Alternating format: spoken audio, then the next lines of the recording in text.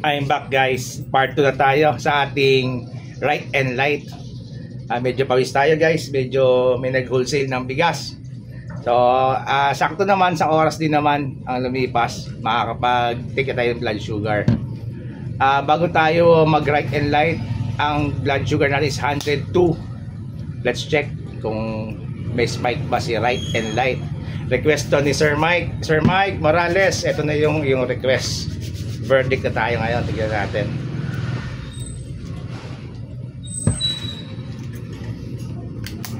Na content ko na to si right and light, kaya lang may kasamang hotdog ng 7-Eleven. Kaya this time, ito naman ang ating iano. Tignan natin.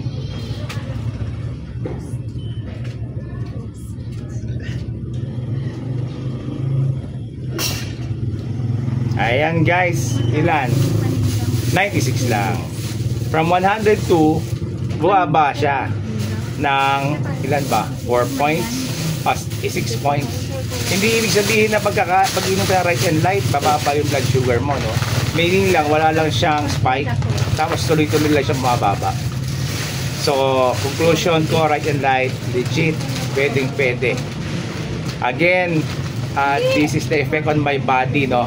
Might be different the effect on your body. Pero sa based on the dietary information niya, based dun sa nutritional fact niya, pasok naman talaga. So 96. Again, di ibig sabihin na pag nag-right and light ka, bababa yung sugar mo. Continuous lang na mababa. From 102 pababa ng pababa. Ganun lang siya. So guys, thank you again. This is the part 2 of Right and Light, Sir Mike Morales. Thank you for your request. Ito na, natapos natin sa Right and Light. Bye for now guys. See ya.